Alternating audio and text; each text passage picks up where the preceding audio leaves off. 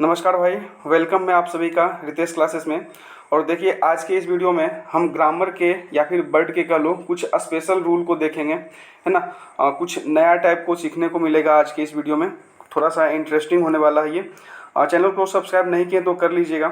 देखिए अभी आपके सामने में एक सेंटेंस है, स्क्रीन पर लिखा है, there is no place for you in this compartment. अब बताओ कि ये सेंटेंस सही है या गलत है, बस आपको ये देखना। इस कंपार्टमेंट में तुम्हारे लिए कोई जगह नहीं है, नो प्लेस है, ये लिखा है, ठीक ना। देखो ये जो प्लेस लिखा हुआ है ना, यहाँ पे प्लेस नहीं होगा, ये प्लेस यहाँ गलत है। आपको लग रहा होगा सही है कि जगह नहीं है का अंग्रेजी नो प्लेस लिखा है, सही है, लेकिन ये गलत है। देखो रूल क्या कहता है। रूल कहता है कि जगह खाली नहीं है, स्थान रिक्त नहीं है, को अंग्रेजी में नो रूम लिखेंगे, ठीक है। कंपार्टमेंट में भी जगह नहीं है ना, तो नो रूम लिखेंगे, नो प्लेस ऐसा नहीं लिखेंगे, ठीक है। ये तो बातें यहाँ तक सही है, लेकिन यहाँ थोड़ा मनोरंजन वाली बात ये है, इंटरेस्टिंग बात ये है कि अगर आपके कोई दोस्त ने कहा कि मेरा एक रुमाल है और उसको ज़रा सा अपने पॉकेट में रख लो, और आपका पॉकेट पहले से ही भरा हुआ है, तो आप क्या कहेंगे, मेरे पॉकेट में जगह नहीं है। उसको अगर अंग्रेजी में बोलना होगा ना, तो आप कहेंगे there is no room in my pocket, है ना। पॉकेट में रूम नहीं है, रूम का मतलब आप समझोगे कमरा, जबकि वो नहीं होता है। आप छोटा सा जगह का बात करो या बड़ा सा जगह का बात करो, अगर जगह नहीं है तो वहाँ पर अंग्रेजी उसका नो रूम होता है, नो स्पेस लिखना गलत होगा, ठीक है। आगे बढ़ते हैं। अब दूसरा सेंटेंस देखिए क्या लिखा है, I have been working here for a long period of time. मैं यहाँ काम कर रहा हूँ बहुत लंबे समय से, लॉन्ग पीरियड ऑफ टाइम। कहीं इरर है? देखो मैं बताता हूँ कि यहाँ पे ये नहीं होना चाहिए था। क्यों नहीं होना चाहिए? पीरियड लिखा हुआ, इसलिए टाइम लिखने की आवश्यकता नहीं है। क्योंकि देख लो समय का भाग का अंग्रेजी ही पीरियड होता है, उसी को हिंदी में अवधि भी बोलते हैं, ठीक है। समय का भाग ही है पीरियड, इसलिए समय वहाँ यानी कि टाइम यहाँ मेंशन करने की कोई आवश्यकता नहीं है, ठीक है। ये गलत था इस पार्ट में। आगे देखिए आप सेंटेंस अगला, Virat is my cousin brother. Virat is my cousin brother, इसमें कहीं कोई एरर है?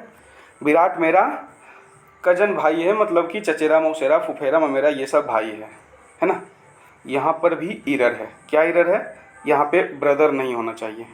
देखो रूल क्या है, चचेरा भाई या बहन दोनों को इंग्लिश में कजन कहते हैं, ठीक है।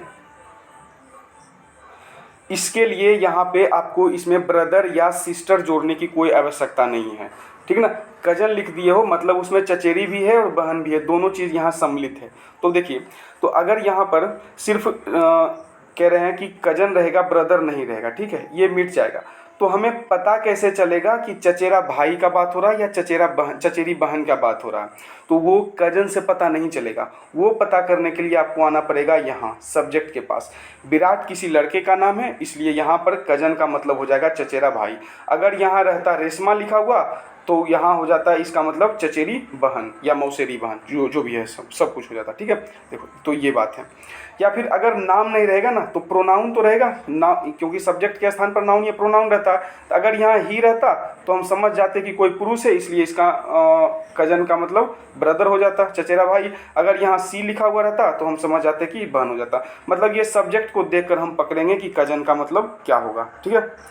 अब देखिए आगे एक और सेंटेंस है 4 number, what is the of this mobile. क्या भरोगे यहाँ पे बताओ। आप दुकान गए, दुकानदार से पूछ रहे हो कि भैया कितने का है ये मोबाइल, तो क्या पूछोगे, कितने में बेचोगे, यही ना। तो सेलिंग प्राइस आप सोचोगे डालना, ये आपका गलत हो जाएगा, ठीक ना। सिर्फ प्राइस डालेंगे। क्यों? क्योंकि देखो रूल क्या है। रूल है कि कोस्ट का मतलब क्रय मूल्य होता है और प्राइस का मतलब विक्रय मूल्य होता है। आप मैथ बनाते होंगे तो बुक में देखते होंगे, क्रय मूल्य का अंग्रेजी में कोस्ट प्राइस रहता है और विक्रय मूल्य का अंग्रेजी सेलिंग प्राइस रहता है, जबकि एक्चुअल में वो ग्रामेटिकली एरर है। सिर्फ कोस्ट लिख देने से ही क्रय मूल्य हो जाता है और प्राइस लिख देने से ही विक्रय मूल्य हो जाता है। अगर कोई ऐसा दुकान है जहाँ पे फिक्स्ड प्राइस पर मिलता है, मतलब कि वहाँ का जो बिक्री का जो कीमत है वो ऊपर नीचे नहीं होता है, तो उसे कहते हैं फिक्स्ड प्राइस की दुकान है। वो दुकानदार कहेगा कि प्राइस इज फिक्स्ड, ठीक ना। देखिए 5 नंबर में क्या है, India has produced many genie. India ने बहुत सारे जीनी को प्रोड्यूस किया है, मतलब उत्पन्न किया है। अब जीनी देखो क्या है, शब्द होता है जीनियस उसको प्लूरल, उसका प्लूरल फॉर्म जीनी है। आपको लग रहा होगा बिल्कुल सही है ना। इसमें यहाँ इस पार्ट में एरर है, यहाँ जीनी नहीं होगा। देखो समझाता हूँ। देखो इंग्लिश में जितने भी सारे शब्द हैं ना कहीं बहुत सारे मैक्सिमम शब्द है जो दूसरे भाषा से लिए गए हैं। उसी में ये सारे शब्द जो है ना ये भी भाषा से लिए गए हैं और ये लैटिन भाषा से लिए गए हैं। तो जब ये लैटिन भाषा वाले शब्द इंग्लिश भाषा में आए ना तो वो इंग्लिश के रूल नियम को फॉलो करने लगे। लेकिन कुछ कुछ जो शब्द है ना वो लैटिन वाले रूल को भी फॉलो करते हैं।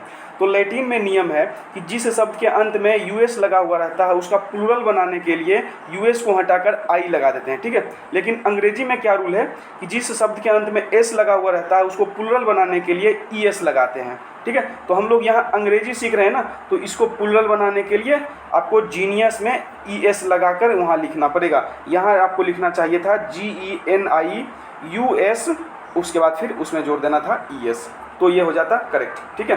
वैसे देखो जीनी जो कि लैटिन में प्लूरल है, ये अंग्रेजी में एक अलग मीनिंग रखता है। इसका मतलब होता है बहुत पिचास। अब देखो रूल, अर्थ समझना बहुत ज़रूरी है।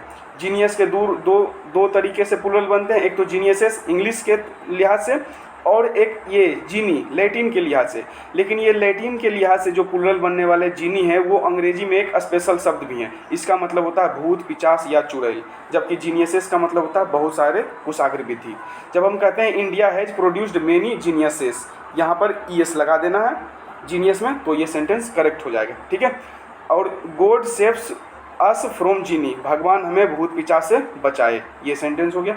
अब देखो अगर इन दोनों का यूज आपको अच्छे से पता नहीं रहेगा तो कितना बड़ा अनर्थ हो सकता है ये आप देख लो। देखो यहाँ क्या लिखा हुआ, Abdul Kalam and Vajpayee ji are the, खाली स्थान है, उसके बाद यहाँ ऑफ इंडिया लिखा हुआ, ठीक है। ऑफ इंडिया लिखा हुआ वो ढक गया है। अब बताओ अब्दुल कलाम और वाजपेयी जी इंडिया के क्या हैं, जीनियसेस हैं या जीनी हैं।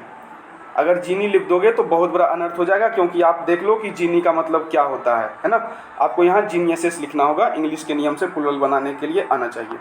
अब देखिए 6 नंबर में, 6 नंबर क्या कहता है, I live in A rent home, ये सही है या गलत है। देखो यहाँ पे होम नहीं बल्कि हाउस होना चाहिए। क्यों होना चाहिए आप नीचे समझो। देखो घर 2 तरह के होता है, एक अपना घर एक पराया घर। जब अपना घर कहना होता है तो उसका अंग्रेजी होम होता है, और जब पराया घर कहना होता है तो उसका अंग्रेजी हाउस होता है। अब बताओ आप कि क्या आप अपने घर में रेंट दोगे, रेंट वाला घर अपना तो नहीं होगा ना, वो पराया घर होगा, यानी कि यहाँ पर हाउस लिखेंगे।